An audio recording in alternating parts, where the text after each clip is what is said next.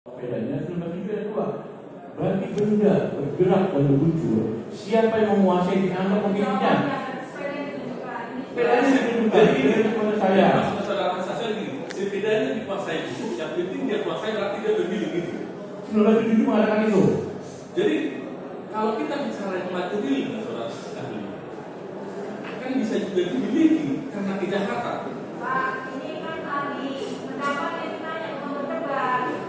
Oke, berdebat pertanyaannya. Oke, saudara saksi ahli, saya lanjutkan saudara saksi ahli. Ya.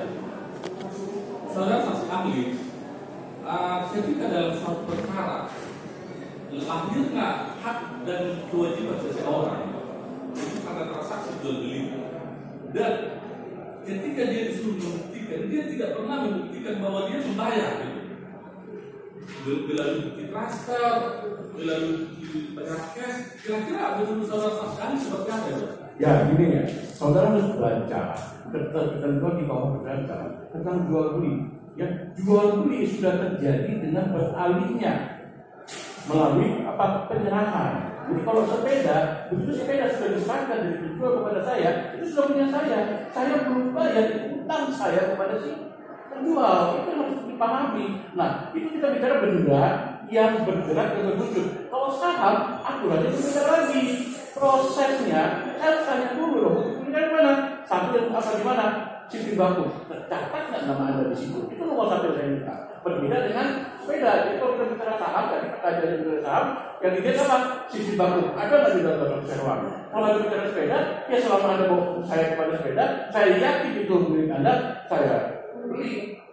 Oh, kita jual marco ke pasar luar kemarin itu barang memang kita dasarkan, kita beli, kita sepakat, kita bawa pulang. Itu benda bergerak dan berwujud, bukan saham. Kalau kita bicara saham, sistem baku nomor satu yang sudah lihat.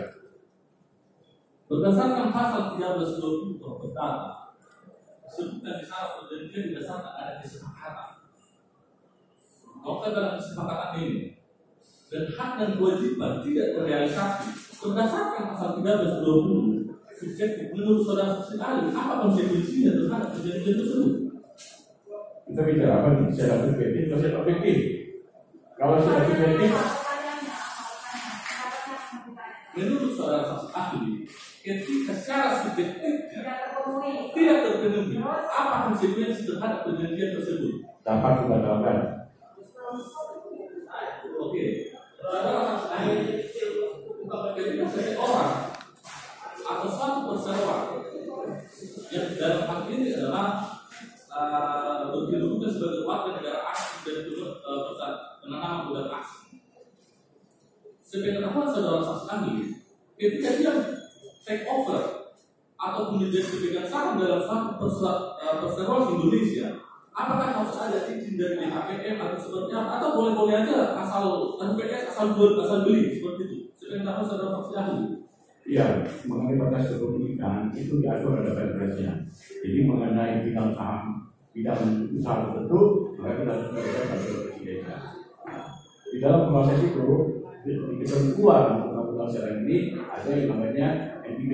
Jadi waktu kita memohon NIB, maka semua mereka harus dimasukkan. Satu dan dua, selain NIB itu harus dilihat dulu pada tingkat risiko dari usaha tersebut. Apakah dia risiko rendah, risiko menengah atau risiko tinggi. Kalau yang namanya risiko rendah, maka cukup hanya punya NIB, tidak ada persyaratan yang lain.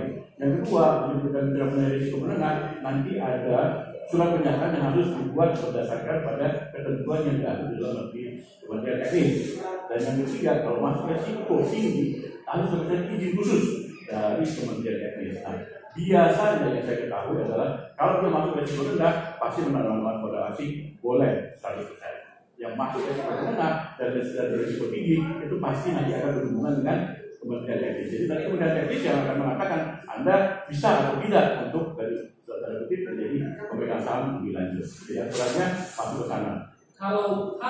Kalau kejadian tersebut sebelum lahirnya EIB masih mengacu pada undang-undang sebelumnya. Saudara ahli seperti apa? Kan tadi saudara saksi ahli menjelaskan itu karena setelah ada EIB. Ya, EIB itu mulai ada secara ada PTSP, ya. Jadi semua dilakukan pada satu pintu. Jadi sebelum satu pintu penanaman modal asing itu dikelola oleh BKPM, Badan implementasi pasar modal. Jadi ada kemungkinan BKPM kalau belum ada NIP, sebelum ada BTSP. Kalau sekarang pengakuan belum BTSP, tapi tetap aja untuk hal tertentu maka harus kembali kepada Kementerian Teknis.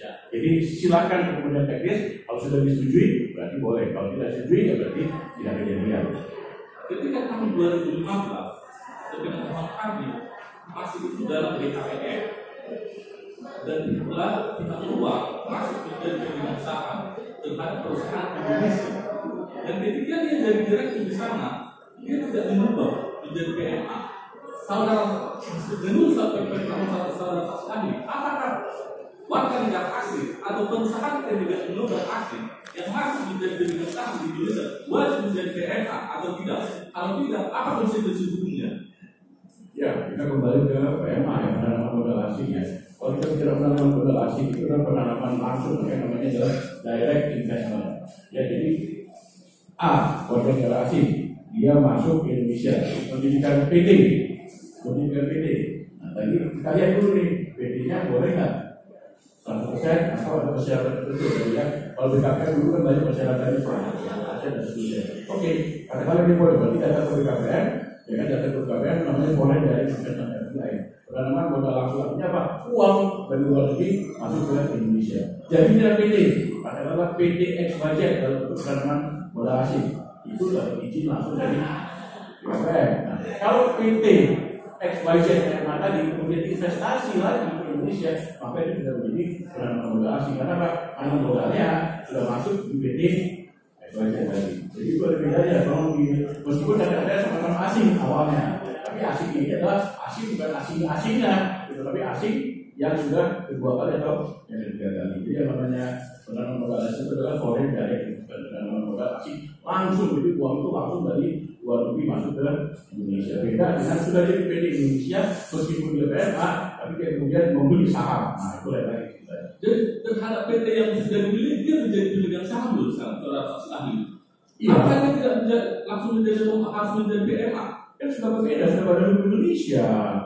Begitu jadi PT, Ya, PMA juga badan hukum badan hukum Indonesia, karena PT PMA sudah PT itu apa? Badan hukum Indonesia.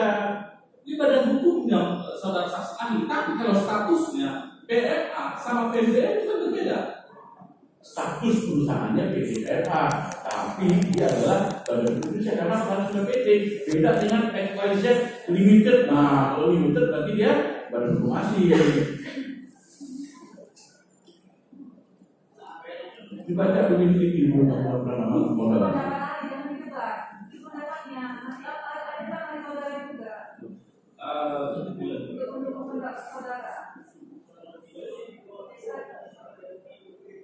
Izin yang mulia, tergugat 11.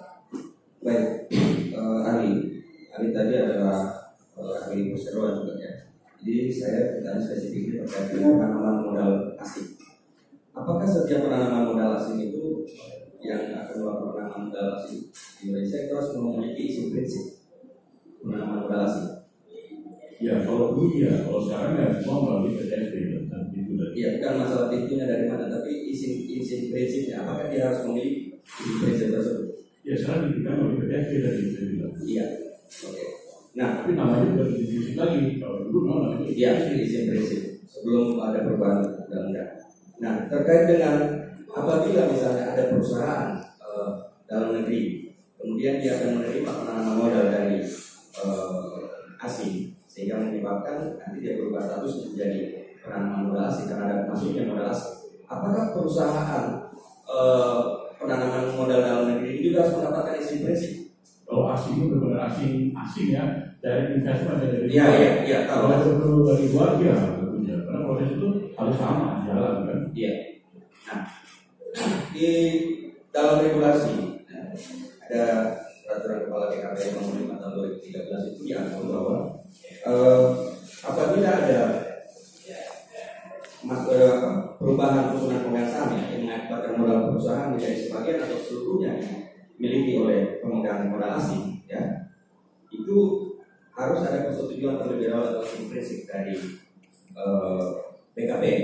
Ya, berarti itu adalah sebelum dilakukan penyertaan modal sehingga masuknya modal asing ini dia PMA ini harus mendapatkan isi prinsip dari BKPM. Nah, kalau itu tidak dilakukan, ya, kalau itu tidak dilakukan, apakah penanaman modal asing itu sah atau tidak? Ya, yang harus kita ikuti adalah PT-nya tadi ya, yang akan PT-nya. Kalau PT-nya tidak mendapatkan izin prinsip ya, ini PT PMA, PT PMDN ya, tidak mendapatkan izin prinsip untuk melakukan memasukkan penanaman modal asing sehingga PMDN akan berubah menjadi PMA. Kalau itu tidak ada izin prinsip, bagaimana transaksinya itu? Apakah sah atau tidak? Ya, itu waktu itu ya. Iya, waktu itu. Jadi kalau kita kembali ke tahun dari 2013, ya tentunya kalau benar-benar penanaman modal asing, artinya direct investasi, artinya waktu itu yang dilakukan bukan punya PT baru, tapi bukan. Pertanyaan konkret, ya kan bisa sah atau tidak? Ya, kalau ternyata dalam proses itu tidak ada izin prinsip. Ya, kan ada dua, ada masuk langsung di tiga PT, sehingga prosesnya adalah tiga PT baru. Iya. Ya, kalau tiga PT baru, maka izin prinsip tersebut harus ada dulu sebelum PT dapat didirikan. Bukan. Yang pertanyaan ini, ada PT ini contohnya gini, ada PTX ya. PTX ini adalah perusahaan dalam negeri, ya. Kemudian ada PTY, adalah PMA. Nah, PTX ini berencana untuk menerima modal dari PTY tadi, sehingga dengan demikian masuknya saham ya PTY ke dalam PTX ini akan merubah posisi dia menjadi PMA. Pada saat PTX ini akan melakukan perubahan, ternyata dia tidak mendapatkan izin prinsip sebelumnya dari PKP. Padahal regulasinya mengatur sedemikian itu. Apakah kemudian penanaman modal asing ini bisa dikatakan sah atau tidak? Ya, makanya saya katakan tadi kita bicara PMA dua yang Anda bicarakan adalah akuisisi, ya kan? Tadi saya jelaskan kalau dia PMA kemudian PT baru tanpa ada izin prinsip, PT-nya nggak mungkin berdiri nomor satu. Nah, sekarang kita bicara akuisisi, PT-nya sudah ada, ya akan masuk modal asing kan gitu ya, akan masuk modal asing kan. Biasanya dalam praktek itu adalah sebelum masuknya modal asing itu pasti mereka ada perjanjian terlebih dahulu. Kenapa? Karena modal asing masuk itu uang pasti masuk dulu. Uang masuk dulu baru proses mereka jalankan gitu ya untuk memperoleh penambahan. Karena itu masuk dulu tadi kalau mereka persyaratan itu menjadi 10M pada saat itu gitu. Ya, biasanya uang masuk dulu sehingga mereka buat perjanjian kerjasama di antara mereka. Proses dilakukan, artinya yang bisa dilakukan adalah PT-nya tadi. Ya, karena apa? Karena secara formil juridis gitu kan masih berlaku ketentuan PT-nya tersebut. Nah, dia akan minta izin kepada BKPM. Ya. Tentunya nanti akan tergantung bagaimana persyaratan yang ditetapkan untuk bidang usaha tadi. Ya biasanya yang berarti usahanya. Kalau ternyata tidak ada izinnya, tidak ada izin berarti, ya baik. Silakan. Mungkin anda sudah masih saya bisa. Baik. Ya. Pengadilan soalnya. Jadi dia akan minta izin. Nah, proses akan berjalan. Nah, kalau seandainya BKPM kemudian mengatakan saya tidak setuju, ya tentunya PT dan tersebut tidak akan pernah bisa berubah menjadi PT PMA. Baik. Berarti kalau BKPM ternyata tidak setuju ataupun juga tidak ada isi prinsipnya, perubahan itu tidak dianggap tidak pernah terjadi. Iya, tidak bisa terjadi. Baik. Termasuk tadi dengan pendirian PT PMA ya, yang tidak mempunyai isi prinsip, bagaimana statusnya? Ya tadi makanya waktu saya jelaskan. Iya. Jadi kalau saya tidak ada PMA-nya. Oke. Berarti kalau tidak ada, berarti dari dua sisi, dari sisi PMA-nya kalau pendirian tidak ada isi. Kalau pendirian PT baru. Iya, PT baru tidak ada isi. Maka PT tidak ada. Oke. Termasuk tadi akuisisi ya tidak ada izin maka tidak terjadi perubahan status.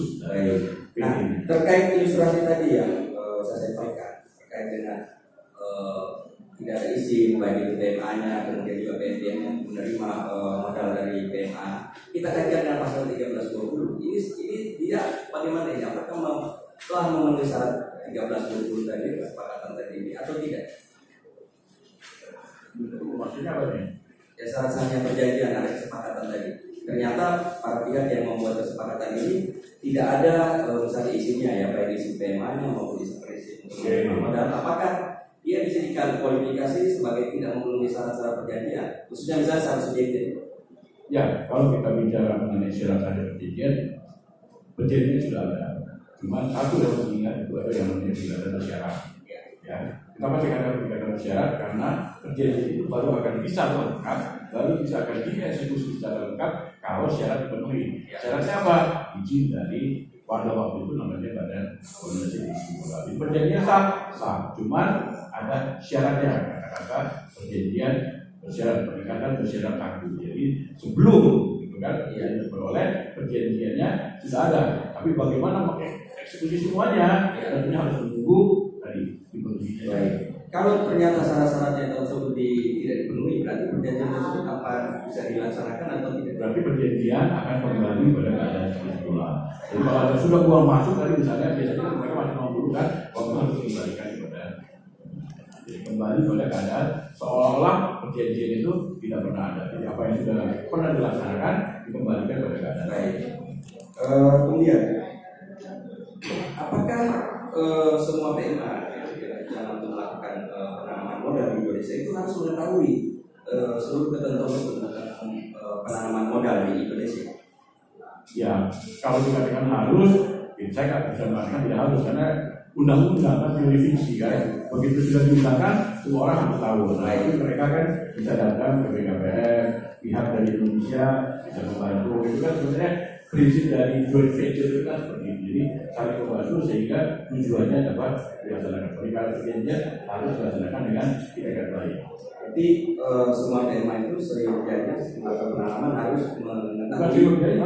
Iya seharusnya ya. Nah kalau ternyata ada tema yang tidak melaksanakan ketentuan sebagaimana aturan di dalam penanaman modal ya, baik dalam diatur dalam PMA maupun kepala BKPM, apakah penanaman modal itu bisa kita katakan ini penanaman modal yang baik atau beretikat baik melakukan penanaman modal itu? Saya sih nggak bisa berpikir kalau bisa kejadian seperti itu, karena itu perizinan dari BKPM betul ketat sekali ya. Iya. Kalau ternyata ada kejadian seperti itu, ya berarti Anda harus kembali ke BKPM dulu. Kenapa bisa sampai terjadi seperti itu? Hanya kan ada pada BKPM Pak ada seperti itu. Kejadiannya seperti ini ya. Kenapa ya? Kalau ditanya ke saya, ya benar-benar saya tahu bisa terjadi seperti itu. Tentunya itu sudah melalui proses kan. Perubahan anggaran dasar harus melalui proses. Ada ke notaris, makanya saya katakan ya harusnya notaris ngecek dulu. Kenapa kok sampai berubah? Padahal ternyata wajib harus ada perizinan dari BKPM. Kok bisa lolos kan gitu? Itu terus. Itu saya nggak mau komentar lebih dahulu lah. Tapi itu kewajiban dari notaris harus bisa. Apakah ada kewajiban pada saat penanaman modal asing itu kemudian didaftarkan di AHU misalnya? Di hal itu apakah mempersyaratkan itu bahwa ini karena ada perubahan menjadi tema harus terlebih dahulu dilampirkan isi prinsip ini seperti ini? Enggak, itu sudah diserahkan pada notaris. Jadi dari sisi lembaga usaha itu ada undang sudah tidak lagi memeriksa sebelumnya di tahun 2019 apakah ada persyaratan itu yang dipenuhi bahwa saya tidak ingat ya 2013 itu banget berjalan, tapi sehingga saya sudah berjalan. Jadi waktu berjalan karena undang PD 2007 kan tidak lama undang PD itu berlaku lah berdasarkan secara elektronik itu Pak. Jadi setelah berlaku berdasarkan secara elektronik maka semua sudah diserahkan kepada notaris gitu. Jadi tanggung jawab atas segala macam dokumen yang diupload dan seterusnya itu adalah notaris. Berarti yang bertanggung jawab segala dokumen kelengkapan untuk pendaftaran di AHU termasuk di sini. Iya, semuanya iya. Itu harus notaris. Karena RUPS pun tetap harus diberitahukan kepada notaris, tidak bisa jalan sendiri. Jual beli saham terjadi pun harus kasih tahu karena kepada notaris nanti upload ke sana. Ganti lo pemegang saham, ganti lo direksi, ganti lo. Itu notaris teman-teman. Baik. Terima kasih.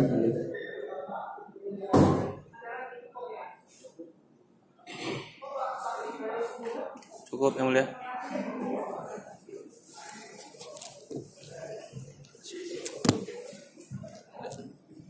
Ini dikasih.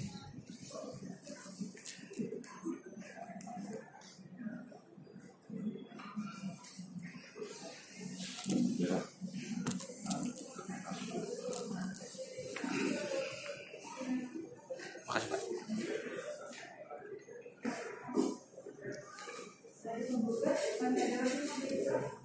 Dari penggugat cukup yang mulia.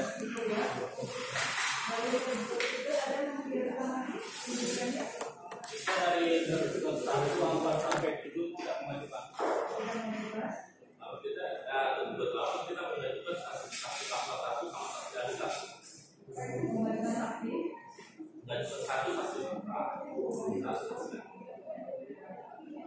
29 ahli. 11. Ya.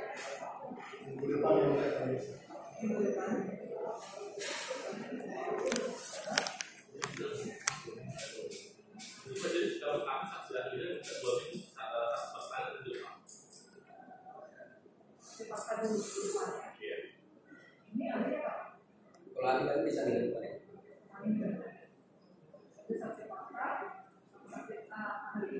Iya.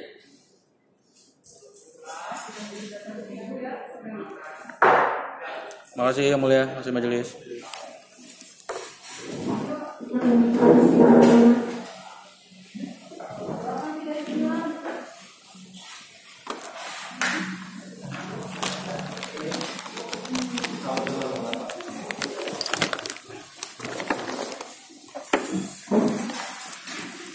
Oke, Bang.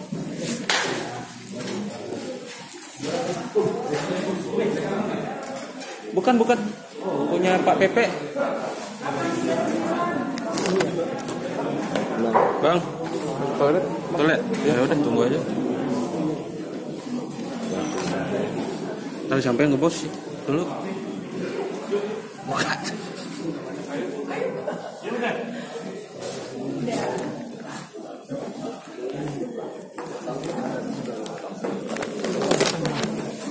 Uang kita itu nyari alamat orang